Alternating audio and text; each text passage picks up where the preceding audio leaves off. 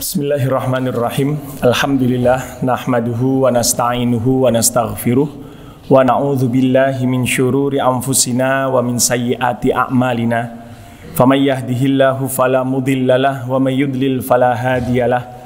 Asyhadu an la ilaha illallah wa asyhadu anna Muhammadan abduhu wa rasuluh. Allahumma shalli wa sallim wa barik ala Muhammad wa ali Muhammad wa ba'du. Bapak Ibu, saudara-saudari rahimakumullah. Betapa banyak nikmat Allah, anugerah Allah, karunia Allah kepada kita. Sampai kita nggak perlu minta, Allah Subhanahu wa Ta'ala sudah memberikannya. Sehingga sebetulnya kalau kita minta anugerah, nikmat, karunia kepada Allah, sebetulnya sepantasnya kita malu.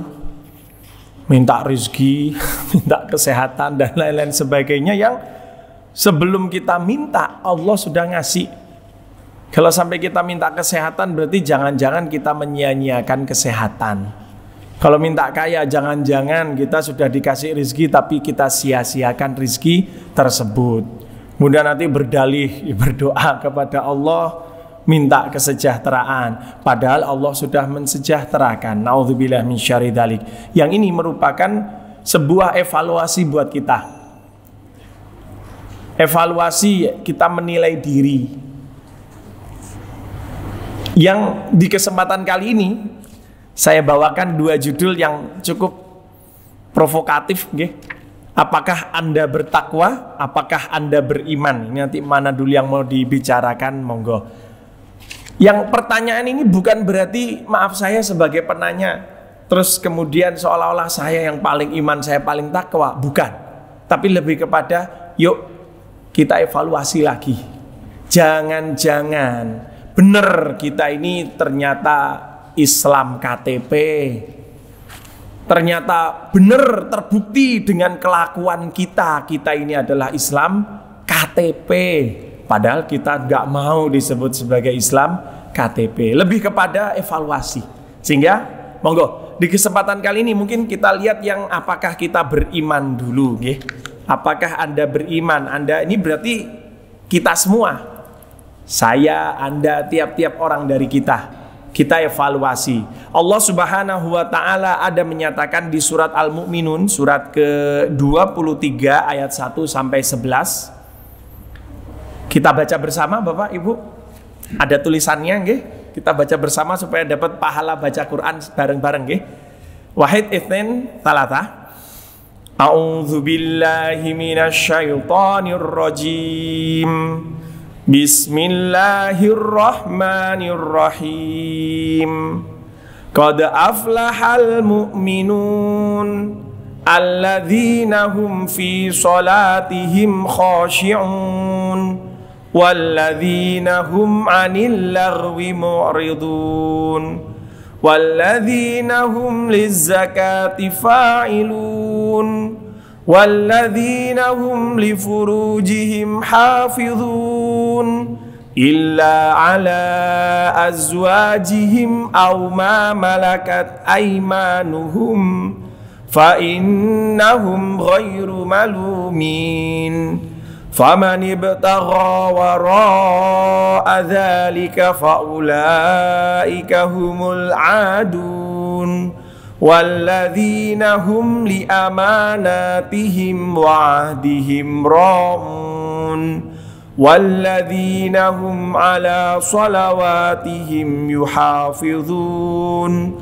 ulaika humul warithun alladzina yarithunal firdaus hum fiha khalidun.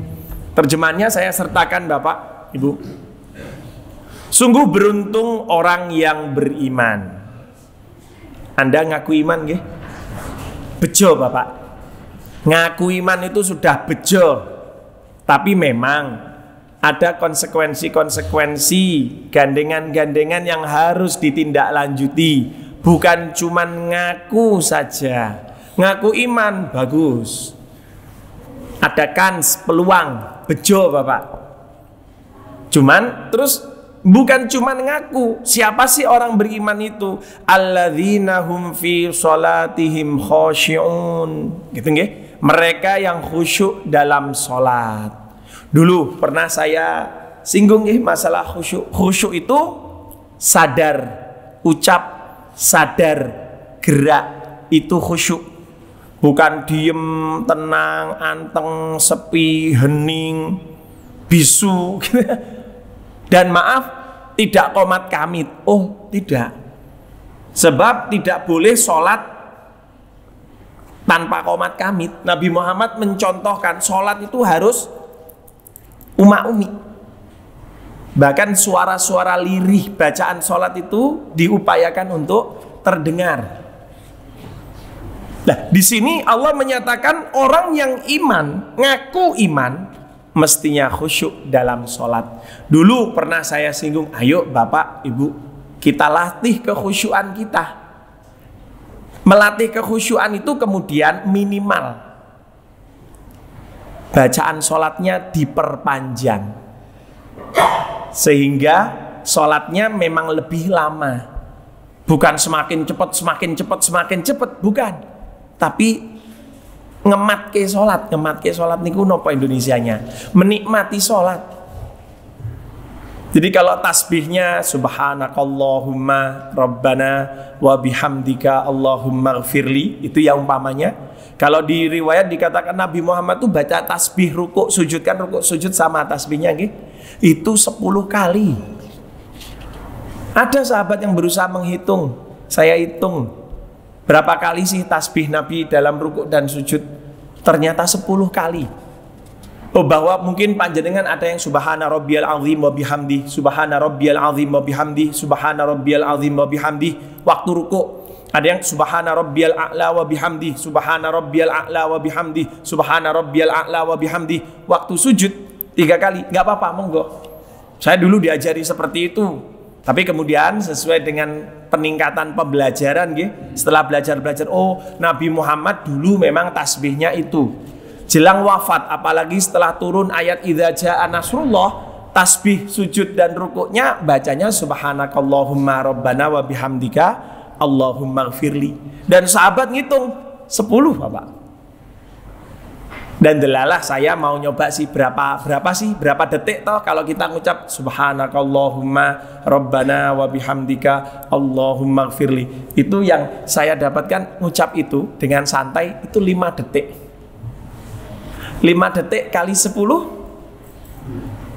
berarti 50 detik. Kalau jenengan rukuknya hampir 1 menit, itu Masya Allah. Sujudnya hampir 1 menit, kan hampir 1 menit nggih. 1 menit kurang 10 detik. Itu Masya Allah, itu latihan kita untuk khusyuk Bapak. Padahal Nabi Muhammad bilang, Nabi Muhammad itu sahabat-sahabat bilang, Nabi Muhammad itu antara berdiri, rukuk, sujud, iktidal, duduk di antara 2 sujud, atahiyatnya kurang lebih hampir sama unda-undi panjangnya. Jadi 1 menit. Jadi berdiri umpamanya 1 menit, anggap 1 menit ya, padahal lebih dari 1 menit kalau berdiri nggih. Oke, kita ngitungnya dari rukuk saja. Rukuk 1 menit, iktidal 1 menit, sujud 1 menit, duduk di antara 2 sujud 1 menit, sujud lagi 1 menit. Itu kan 5 nggih. Rukuk, iktidal, sujud, duduk, sujud lagi. 5 gerakan.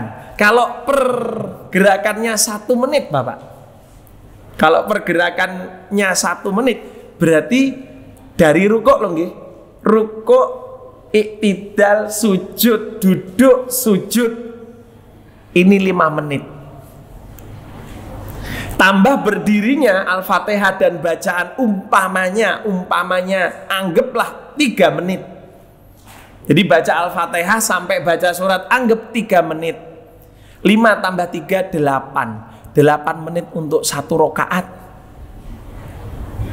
Kalau subuh berarti 16 menit. Sholat subuh seperempat jam itu standar Nabi. Maaf, saya tidak mengatakan kalau sholat subuhnya 5 menit terus ora kanggo, bukan nggih. Jenengan sholat subuh 5 menit ya terserah. Itu sholat itu kan urusan jenengan sama Allah, urusan kita sama Allah. Tapi kalau kita mau sholat standar Nabi, 1 rakaat kurang lebihnya 8 menit. Itu kalau Al-Fatihah dan baca suratnya dianggap 3 menit. Padahal Nabi Muhammad dalam hadis sahabat-sahabat bilang, Nabi Muhammad tuh sholat subuh rata-rata bacanya ya dari 60 sampai 100 ayat lah. 60 sampai 100 ayat berapa menit Bapak? Kalau surat Al-Mursalat, anggap Al-Mursalat itu 50 ayat, tambah 10 ayat lah Al-Mursalat gitu. Nah kira-kira jenengan hitung nanti Al-Mursalat itu berapa lama. Jadi 1 rakaatnya berapa menit Bapak? Masya Allah gitu. Saya sering pamit kalau suruh ngimami, karena banyak yang sambat, padahal saya sendiri tak cepet ke Bapak. Saya biasanya tasbihnya itu kalau pas ngimami tak bikin 5, separuhnya Nabi lah.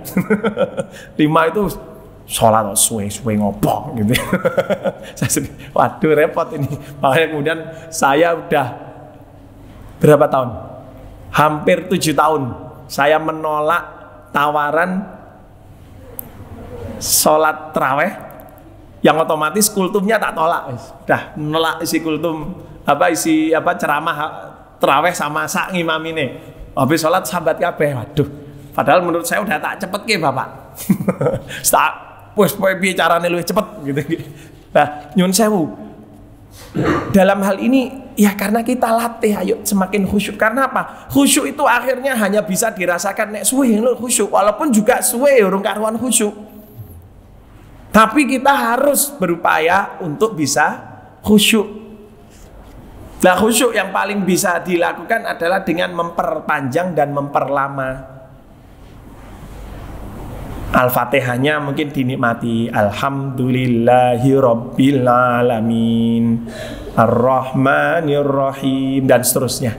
Jadi tidak tergesa-gesa, sehingga bisa menikmati. Dan lama-kelamaan jenengan, dulu sudah saya singgung, khusyuk adalah sadar ucap. Berarti jangan sampai kita nggak sadar ngucap apa. Itu khusyuk. Jadi ciri orang beriman dalam sholatnya pasti khusyuk. Yang kedua, mereka yang berpaling menghindari perkara sia-sia tanpa makna. Dan Masya Allah banyak sekali Bapak Ibu, kita santai, nongkrong, ngobrol itu nyun sewu bisa masuk pada sia-sia. Sampai di Al-Quran dikatakan, la khaira fi katsirin min najwahum illa man amara bi shadaqatin au ma'rufin au islahim bainan nas. Sungguh geleniannya orang-orang tuh nggak ada kebaikannya sama sekali, kecuali kalau amara bi shadaqatin, nyuruh untuk sedekah. Kayak wangono aku pas RI umpamanya, au ma'rufin, atau menyuruhkan yang baik-baik. Ngene jadi membicarakan entah masalah keluarga, masalah masyarakat, dan memberikan solusi-solusi.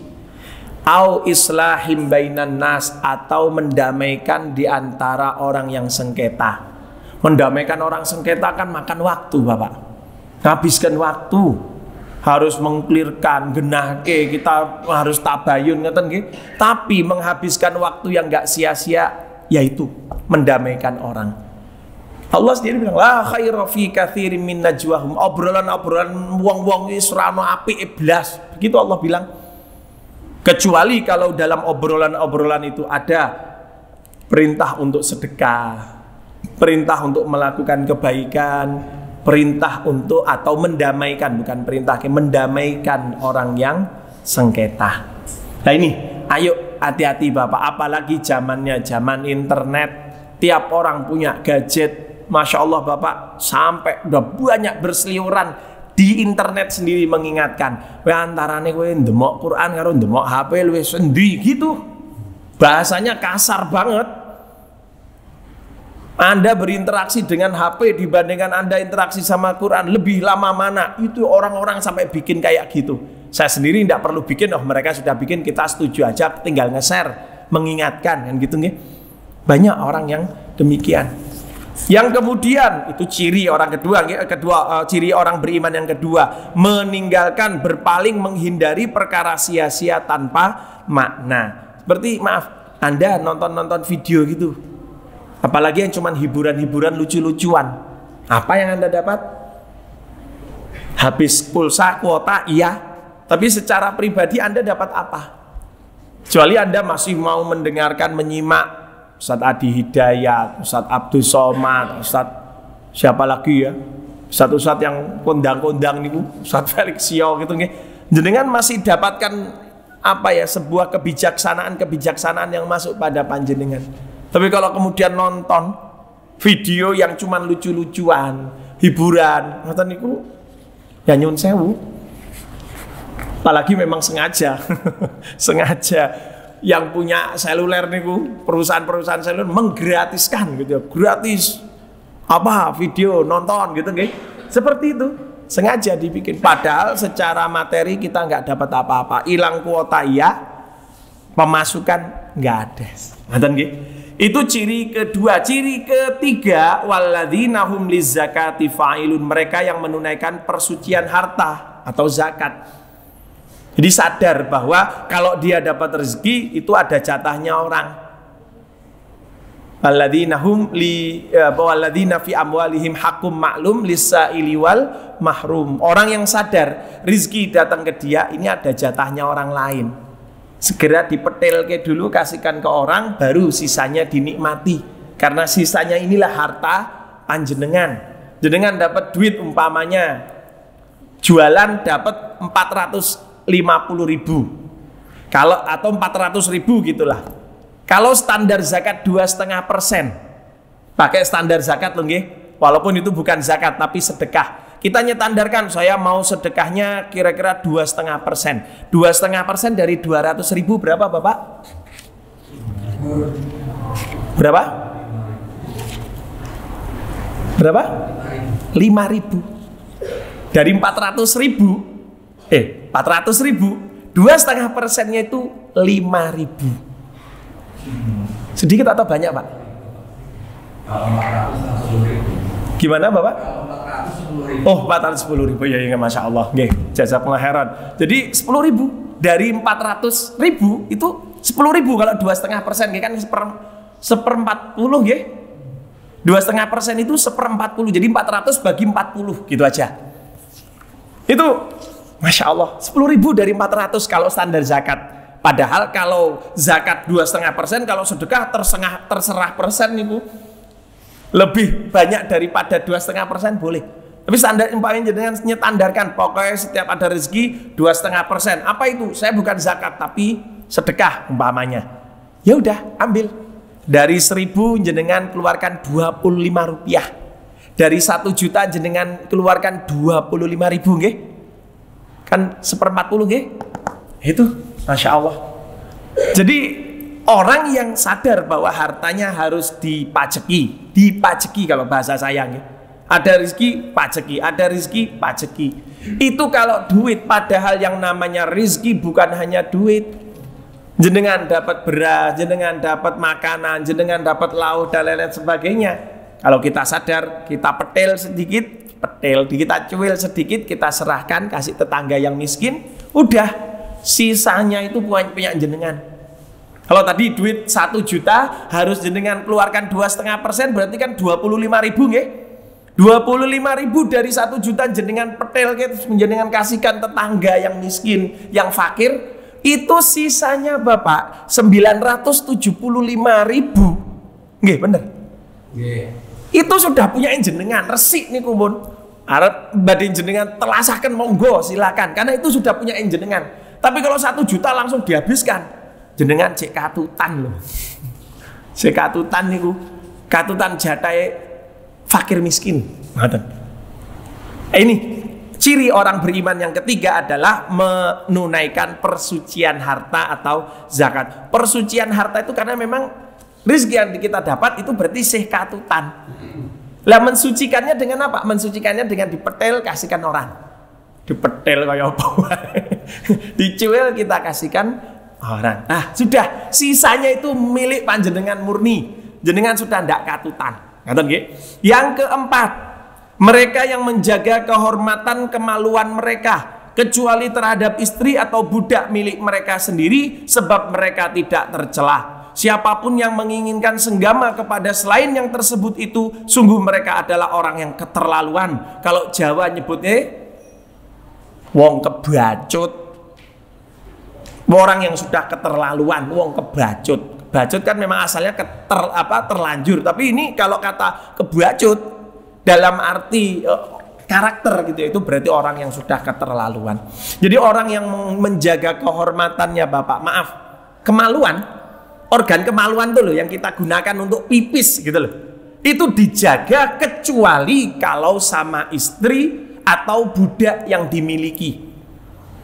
Kalau zaman sekarang tidak kelihatan ada perbudakan nggih Pak nggih, tapi saya yakin zaman sekarang masih ada perbudakan, cuman tidak diatur. Tapi perbudakan ada. Buktinya ada trafficking, human trafficking, jual beli orang. Itu ada. Sehingga perbudakan itu ada. Islam tidak menghapuskan perbudakan, tapi Islam mengatur perbudakan. Ngerti nggih? Lah, orang yang melampiaskan hasrat seksualnya kepada gitu nggih, istri, kepada budak, oh itu becek itu kebaikan itu, bahkan itu berpahala, bahkan ada nilai sedekahnya gitu. Yang kalau orang menginginkan selain istrinya sendiri, selain budaknya sendiri untuk menunaikan hasrat seksualnya, di sini dikatakan kuwi wong kebacut. Karena apa? Sudah keterlaluan, melanggar aturan. Nah, orang beriman itu jaga kemaluannya Bapak Ibu, nggak asal ngetap, bahasa kasarnya nggih, baik yang laki atau yang perempuan. Jadi pastikan bahwa kemaluan yang bertemu itu adalah kemaluan yang sudah diikat dengan akad nikah, nggak apa-apa. Atau memang budaknya sendiri, karena budak itu properti kita. Jenengan punya budak perempuan umpamanya 20, maaf, jenengan gauli semua tanpa nikah Bapak, karena itu properti jenengan, milik jenengan. Istri nggak boleh protes ketika jenengan menggauli budak panjenengan. Gitu duitku lah ngopo toh, gitu. Karena memang Islam mengaturnya seperti itu. Itu ciri yang keempat. Orang yang menjaga kemaluannya kecuali kepada pasangannya sendiri atau budaknya sendiri, itu tidak dicela.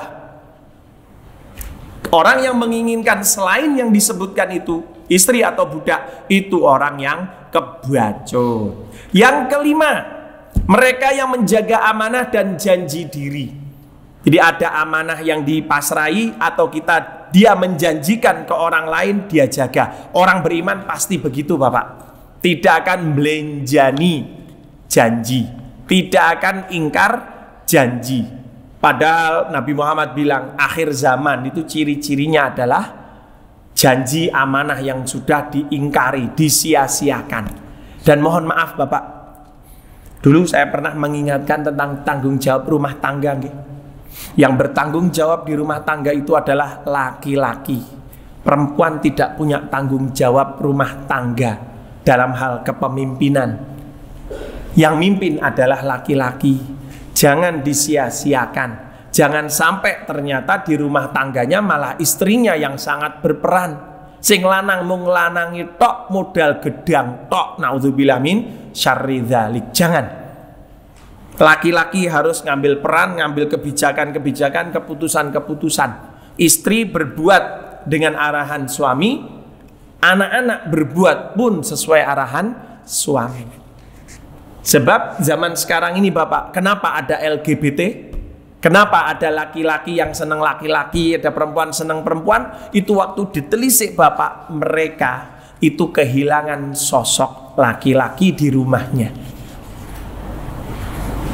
Istrinya kehilangan sosok suami, akhirnya gelenian kali tanggane duwe yang. Yang kedua, anak laki-lakinya kehilangan sosok bapaknya. Sehingga ya anak-anak ya, anak laki, anak perempuan sama. Sehingga mereka cari orang yang mau menyayangi mereka di luaran. Bahkan menurut penelitian Bapak, anak perempuan yang hubungannya jelek sama bapaknya itu lebih gampang menyerahkan keperawanannya atau menyerahkan kehormatannya kepada laki-laki siapapun. Itu yang neliti wong Londo Bapak. Dan itu dipelajari. Dan kenapa ada LGBT tadi saya katakan? Karena anak-anak sudah kehilangan sosok bapak. Mereka bingung. Ning omah sing luwih galak malah mboke, pake malah mengplengah-plengeh tok gitu ya. Sehingga waktu mereka kecil Pak, usia 0 sampai 7 tahun, mereka itu mencari jati diri di usia-usia itu. Aku ki kaya bapakku apa kaya ibuku, begitu. Ketika mereka mengorientasikan diri pada bapaknya gitu ya, ya dia akan mendapatkan sosok bapak. Tapi ternyata banyak bapak-bapak yang kemudian hilang dari rumah tangganya. Malah istrinya yang kerja cari nafkah, bapaknya maunya pokoknya kerja yang duitnya banyak. Kalau duitnya ndak banyak, itu bukan kerja. Nauzubillah min syarri dzalik.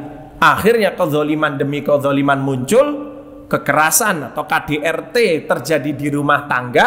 Anak mulai mendapatkan bahwa bapak yang mestinya mengayomi, menjadi pahlawan dalam rumah tangga kok nggak bisa diandalkan, malah mengecewakan. Mulai ada pertentangan batin, yang laki nggak seneng dengan laki-laki, yang perempuan merasa laki-laki itu sangat menjengkelkan, akhirnya yang laki gitu pilih jadi kayak perempuan, atau merasa bahwa laki-laki itu nggak pantas gitu ya, dia benci Pak, benci pada kelelakian, padahal dia laki-laki, sehingga dia benci kepada dirinya sendiri, yang akhirnya dia pilih jadi sosok wanita. Atau kemudian ibunya yang dominan, atau ibunya yang dominan, dia merasa bapaknya ini dizolimi oleh ibunya, dan dia merasa laki-laki itu kasihan ya. Akhirnya dia merasa harus mengayomi laki-laki. Akhirnya dia lebih senang sayang kepada laki-laki daripada perempuan. Begitu. Karena kalau LGBT itu tidak harus bencong Bapak. Gay itu sosoknya lanang, gede Pak, meteko.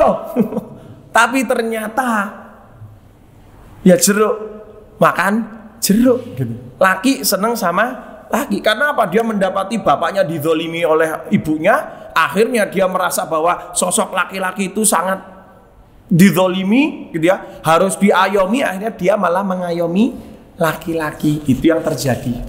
Dan masih banyak lagi penelitian-penelitian yang membongkar kenapa terjadi LGBT, yang kemudian kalau dirunut lagi itu ternyata bermula dari rumah tangganya. Jadi monggo, janji-janji, komitmen-komitmen, apalagi seorang laki-laki sebagai suami, sebagai bapak harus dijaga Bapak. Jangan sampai kita sia-siakan. Kalau kita sia-siakan, kita ingkar janji, kita belenjani kesepakatan kita, pasti suloyo. Dan suloyonya kalau rumah tangga itu levelnya atau aksesnya tidak langsung didapat, tapi masa depannya 20 tahun, 30 tahun ke depan baru kelihatan aksesnya. Yang kemudian ciri ke-6, walladzina hum ala sholawatihim yuhafidun, mereka yang menjaga sholat. Jaga sholat tuh kalau bahasa Jawa gatekke gitu loh. Sholatnya digatekke tenan. Bukan cuman kehusyuan saja di depan, ya. Di depan sudah dibicarakan tentang khusyuk, tapi juga dijaga sholatnya, waktunya, bacaannya, tempatnya, kemudian kesuciannya, itu semuanya dijaga. Yang kalau dalam Al-Quran kan memang perintahnya kan sholat Pak, tapi ulama sudah ngambil sebuah rumusan. Jadi rumusan ulama tuh begini, perintah pada sesuatu itu pasti juga perintah dengan segala gandengannya. Gandeng renteng ini pasti diperintah. Contohnya sholat, langsung. Sholat itu kan ya karena disuruh sholat ya langsung sholat, ngopo dadak repot. Loh, ya bukan begitu. Perintah untuk sholat itu juga ada perintah untuk wudhu, menjaga waktunya, ditepatkan waktunya, jaga jamaahnya, jaga tempatnya harus suci, busananya harus bersih dan suci, itu dijaga. Jadi perintah untuk sholat itu bukan untuk perintah sholat tok, tapi juga menjaga segala sangkut pautnya. Jadi al-amru bisyai'i amrun biwasailihi. Perintah terhadap sesuatu itu juga perintah untuk faktor-faktor pendukungnya. Ya, suruh makan gak langsung ceting dahap langsung dimakan, enggak gitu kan. Ya ngambil piring, ngambil sendok, kemudian nyendok nopo nasinya, ambil lauhnya, sayurnya dan lain-lain sebagainya. Itu al-amru bisyai'i amrun bi wasailihi, rumusannya ulama begitu. Perintah terhadap sesuatu itu juga perintah terhadap faktor-faktor pendukungnya. Nah di sini walladzinahum ala sholawatihim yuhafizun, maka waktunya dijaga, toharohnya dijaga, tempatnya dijaga, kesucian dirinya juga dijaga dan lain-lain sebagainya. Ditutup oleh Allah, ulaika humul warithun, sungguh mereka adalah para pewaris. Alladzina yarithunal firdaus hum fiha khalidun, orang-orang yang pasti akan mewarisi surga firdaus, mereka kekal abadi di dalamnya. Ini yang Allah bilang bejo orang-orang beriman. Bapak, panjenengan ketika ngaku beriman wis paling bejo Bapak, udah paling bener itu, udah bejo sebejo-bejonya. Cuman tinggal sekarang dicocokkan. Ada klarifikasi, ada verifikasi yang harus Anda lakukan. Apakah Anda memenuhi atau kita semua memenuhi faktor-faktor pendukung ini, atau konsekuensi-konsekuensi dalam beriman atau keimanan ini. Yang Masya Allah, Allah menyatakan orang beriman itu ciri-cirinya khusyuk dalam sholat, menunaikan persucian harta, menjaga kehormatan kemaluan mereka hanya untuk istri dan budak-budak mereka, bukan wanita sembarangan sak karepe dhewe pemeneh mergopeh bayar gitu ya. Atau kemudian orang yang menjaga amanah dan janji, yang kemudian gitu ya. Ini berarti 1, 2, 3, 4, 5 amanah dan janji, kemudian menjaga sholat. Ini 6 Bapak, paling enggak 6 dulu, padahal masih banyak. Tapi Allah sengaja menyebutkan 6 ini, tujuannya untuk di perkara 6 perkara ini, ayo kita pertebal. Kalau kemarin sudah mungkin ya masih tipis-tipis gitu, ayo kita pertebal lagi, kita perkuat, kita perbanyak, sehingga insya Allah julukan qad aflahal mu'minun, orang beriman pasti bejo, itu bisa kita buktikan. Karena apa? Kita buktikan dengan apa yang Allah sebutkan dalam pernyataan-pernyataan ini. Pernyataan di ayat-ayat yang Allah sebutkan di surat Al-Mu'minun ayat 1 sampai 11. Kemudian yang pertanyaan berikutnya, apakah Anda bertakwa? Ini kita baca bersama Bapak, ada di surat Al-Baqarah surat kedua 177 nggih. Monggo kita baca bersama, ta'awud saja nggih.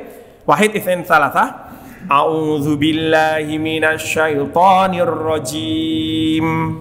Laisal birra an tuwallu wujuhakum kibalal masyriqi wal maghrib, walakinnal birra man amana billahi wal yaumil akhir wal malaikati wal kitabi wan nabiyyin wa atal mala ala hubbihi dzawil qurba wal yatama wal masakin wa ibnas sabil was-sa'ilina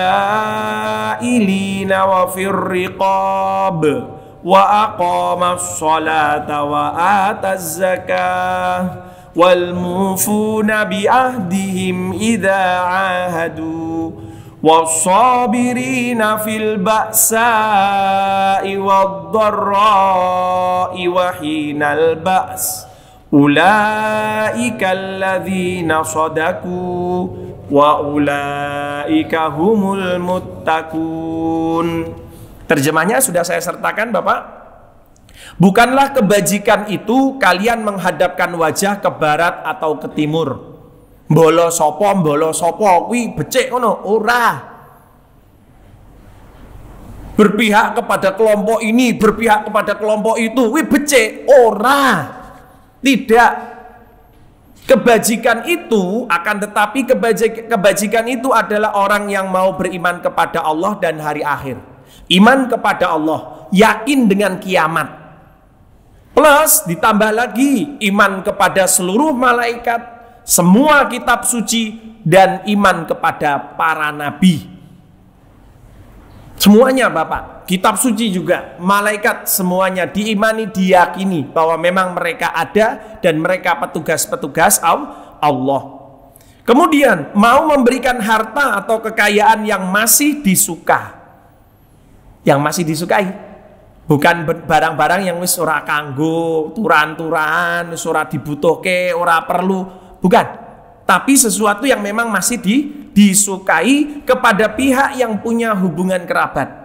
Jadi memberi kepada pihak kerabat itu pastikan sesuatu yang memang masih Anda sukai. Bukan iki anu wis ora kanggo suwe ngene timbangane nganggur anu nggonen, ndak begitu. Memang masih disukai, aku sih seneng ini. Sing yo nggonen, yo PN begitu. Memberi sesuatu yang memang masih disukai kepada kaum kerabat atau anak yatim, orang miskin, ibnu sabil, orang yang meminta, tapi bukan peminta-minta loh nggih Bapak. Di sini orang yang meminta, bukan peminta-minta. Kalau peminta-minta itu bukan. Laisal miskinu man tarudduhu luqmatun au luqmatani. Orang miskin itu bukan orang yang dikasih 10, 20 terus lunga. Dikasih 500.000 ndang lunga, itu bukan orang miskin. Atau di hadis saya katakan laisas sa'il. Bukan orang yang minta gitu ya. Bukan laisa sa'il man tarudduhu luqmatun au luqmatani. Tamrotun au tamrotani. Jadi orang yang minta itu bukan orang yang dikasih sekurma, 2 kurma terus lunga, bukan. Tapi orang yang kemudian jaga diri sampai kemudian kepepet bilang, "Lek aku ki bojoku mlebu rumah sakit, aku pas ra duwe apa-apa ning aku nek arep nyilih balik kene aku wis ra yakin iso balikke. Umpamane aku njaluk duit ngono 500 ngono duwe arek ya umpamanya. Minta, Pak, betul. Tapi minta sesuai kebutuhan karena memang membutuhkan. Bukan karena profesi. Kalau yang tadi itu kan profesi. Datang dari pintu ke pintu dikasih 500.000 terus dia ngelungo. Oh gitu, Masya Allah Pak, saya mau ngasih. Pengemis itu malah saya tidak mau ngasih. Tapi kalau ada tetangga datang, Pak, saya butuh 150 itu. Kalau jenengan punya gila nopo, ini pas anak saya harus nebus obat.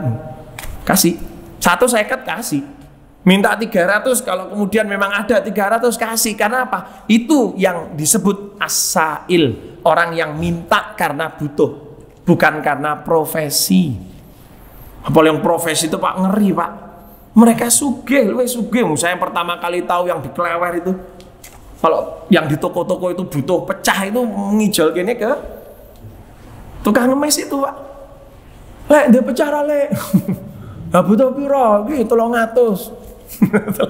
Dia apa namanya? Ngeluarkan duitnya yang pecah-pecah itu dihitung 300-nya hitungan gitu. Dia ngambil gitu. Pengemis punya duit 300 itu apa ya nek mangan pisan langsung teh Pak? Duit 300 sekali makan habis Bapak? Enggak.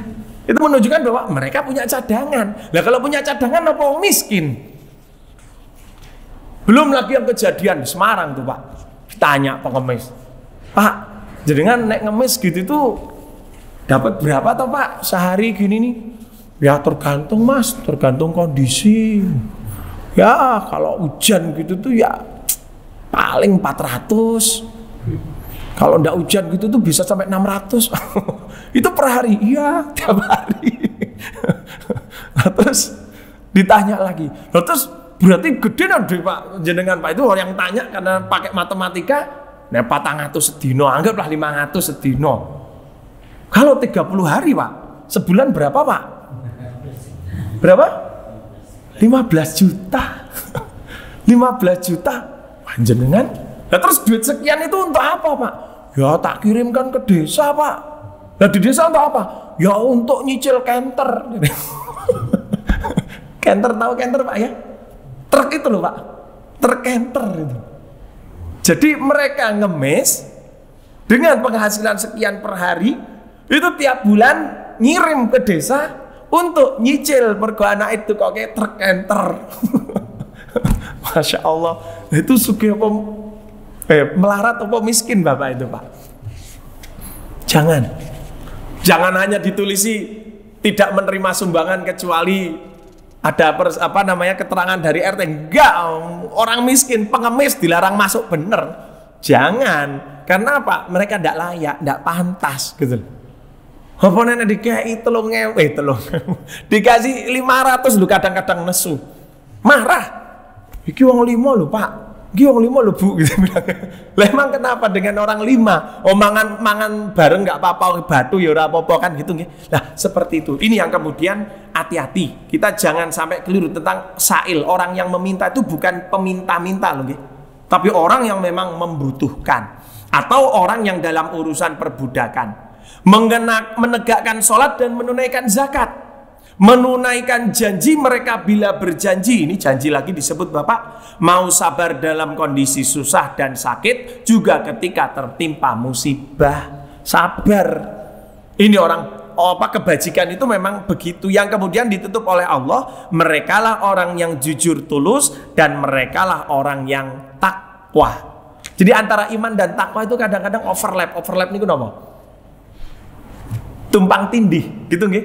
Antaranya orang iman ya dia takwa ya dia iman. Tapi ingat, kebaikan coro Jawa itu bukan kebaikan loh nggih. Tapi kebaikan harus sesuai dengan iman dan takwa. Makanya nyun sewu, Allah sudah sering bilang, kita tahu kan non muslim banyak yang dermawan, non muslim banyak yang jujur, non muslim banyak yang amanah. Tapi kenapa amalnya amal buak? Karena mereka tidak melandaskannya dengan keimanan. Kebaikan yang mereka lakukan tidak dibungkus dengan keimanan dan keislaman. Ya sudah, buak no, nggak dibungkus ya. Persembahan kepada Allah harus dibungkus Islam, iman, takwa, Bapak. Kita mempersembahkan sholat kita harus dilandaskan Islam, iman, takwa. Kalau Islam sudah tidak kita bicarakan karena kita semua orang berislam. Tapi kalau iman, takwa ini yang harus kita pertebal, Bapak. Mungkin kita sudah punya Islam, tapi punya iman dan takwa. Tapi mungkin kita merasa Islam, takwa iman dan takwa kita tipis-tipis. Ayo dipertebal lagi. Sehingga betul-betul dicokot niku mantep Bapak, alot bener. Lah kalau orang-orang non muslim berbuat baik, ya habitat a'maluhum, Allah bilang begitu, gugur amal mereka. Kenapa? Tidak dilandasi Islam, iman, takwa. Tidak Islam saja sudah tidak ada kans untuk bisa diterima, apalagi nggak pakai iman dan takwa. Maaf, kepercayaan mereka terhadap kebaikan-kebaikan menurut keyakinan mereka, nyun sewu, luput, meleset, kecelek mereka. Makanya di akhirat bahasanya kecelek. Kenapa? Rumangsane punya kebajikan, tapi ternyata nggak ada artinya sama sekali. Ibaratnya waktu ngeklaim, jadi kan seperti umpamanya kita bawa nota-nota gitu ya, mau kita klaim ke bendahara, ngoten nggih. Ternyata bendahara itu notanya diwek-wek opol ora kanggo gitu, dan kita nggak dijoli.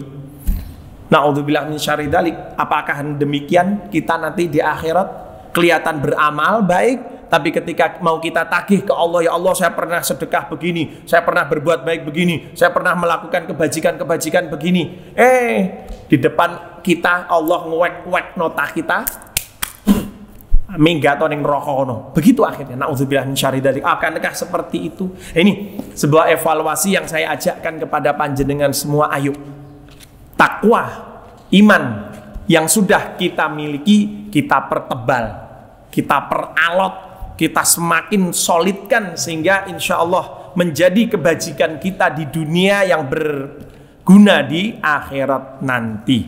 Demikian Bapak, Ibu, Mas, Mbak yang bisa kita kaji pagi hari ini. Saya serahkan segala sesuatunya kepada Allah, lalu kepada Anda semua.